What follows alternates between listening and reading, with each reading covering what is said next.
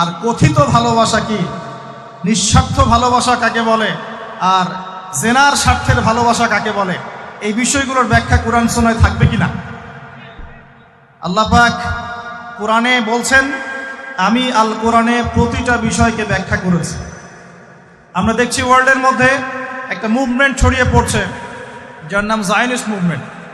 এই মুভমেন্টের ব্যাখ্যা কোরআন সুন্নাহয় থাকবে কিনা? তাহলে আমরা দেখছি মুসলিম বিশ্বের মধ্যে প্রায় প্রতিটা মুসলিম কান্ট্রিতেই মুসলিমরা আজকে নির্যাতিত।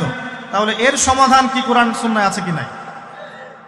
এখন আপনি যদি চিন্তা করেন যে কোরআন এবং সুন্নাহ জীবনের একটা অংশের হেদায়েত দেয়, তাহলে আমি বলবো আপনাকে আবারও কালিমা শাহাদা সাক্ষ্য দিয়ে মুসলিম হতে হবে। আমার কথা মনে বুঝতে পারছেন না?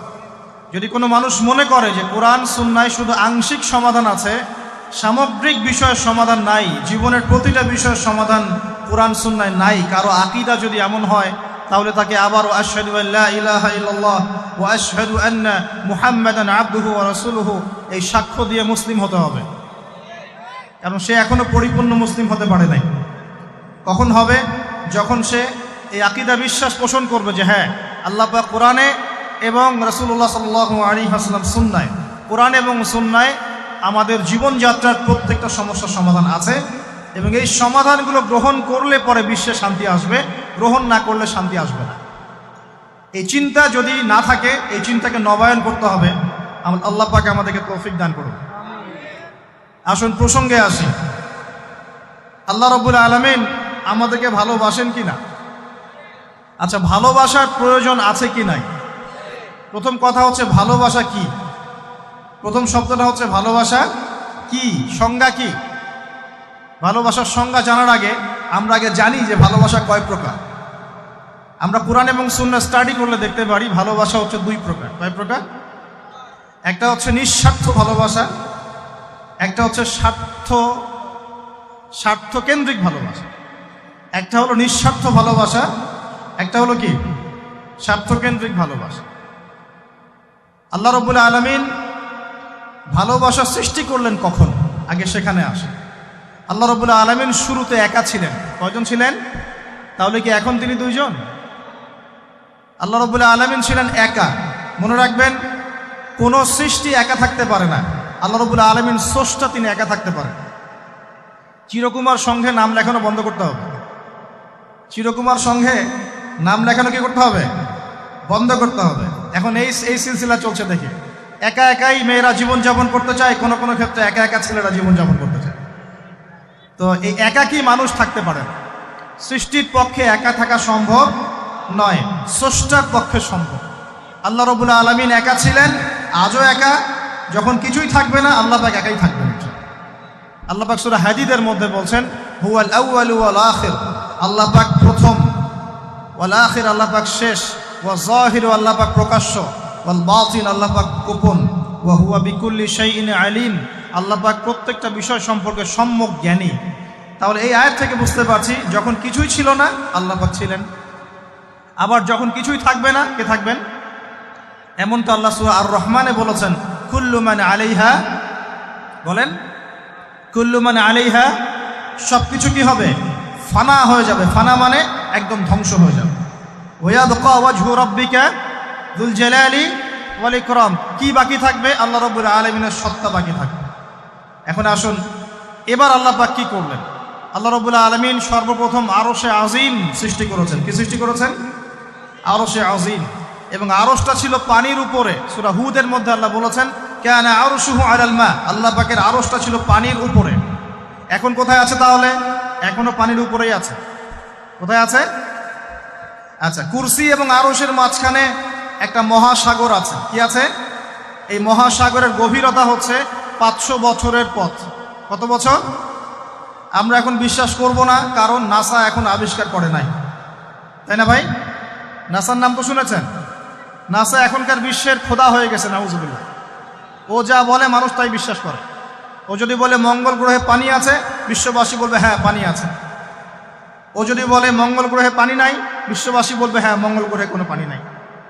ও যদি বলে যে অনেক দূরের কোনো গ্রহের মধ্যে এলিয়েন আছে, বিশ্ববাসী বলবে হ্যাঁ এলিয়েন আছে, এলিয়েন আছে। কিন্তু আল্লাহ পাক যদি বলেন যে আল্লাহ পাক মহাবিশ্বের মধ্যে মালাইকা সৃষ্টি করেছেন, বিশ্ববাসী বিশ্বাস করে না যে ফেরেশতা বলে কিছু আছে। আমি কি বুঝাতে পারছি?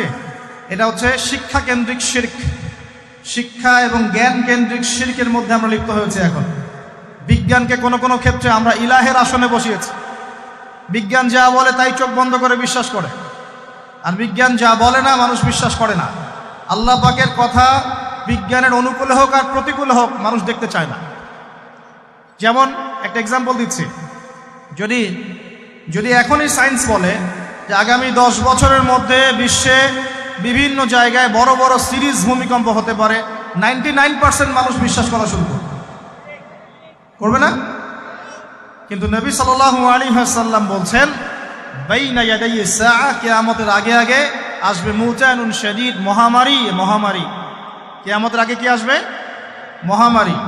মুতানুন শাদীদ মানে বড় মহামারী, লম্বা বড় মহামারী, কঠিন মহামারী, শাদীদ। ওয়া বা'দাহু, এবং মহামারীর পরে আসবে সানাওয়াতু জালাজিল, ভূমিকম্পের বছরগুলো। ভূমিকম্পের বছর নয়, ভূমিকম্পের বছরগুলো। মানুষ বিশ্বাস করবে না।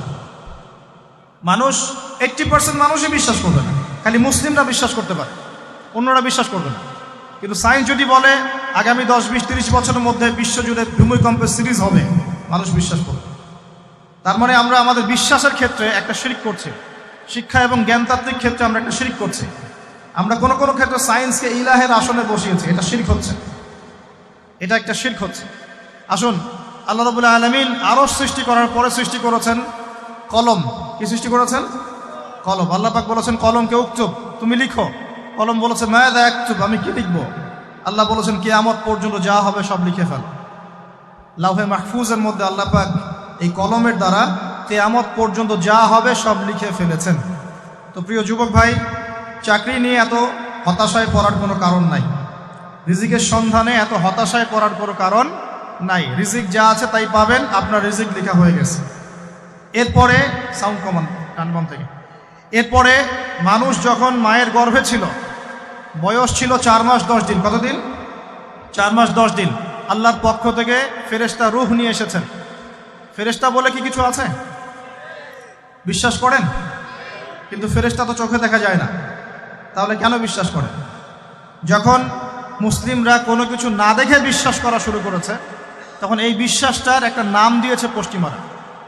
এই বিশ্বাসটার একটা নাম দিয়েছে পশ্চিমারা। এই বিশ্বাসটার নাম কি জানেন? এই বিশ্বাসটার নাম তারা দিয়েছে ধর্মান্ধতা। কি দিয়েছে?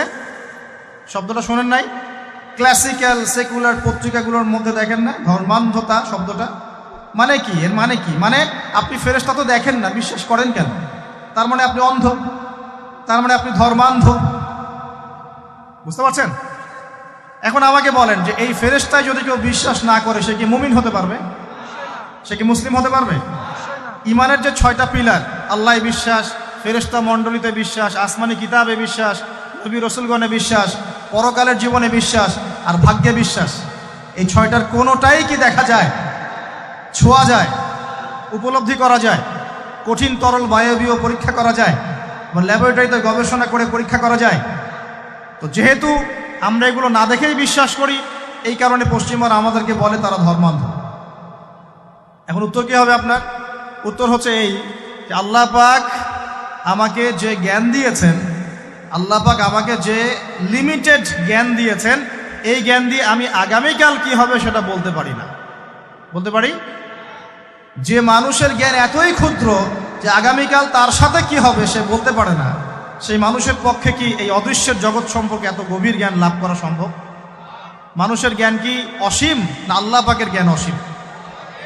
এখন সেই অসীম সত্তার পক্ষ থেকে যখন কোনো ওহী আসে, কোনো তথ্য সংবাদ আসে, তাহলে আমি কি সেই জ্ঞানকে পেনিট্রেট করতে পারবো?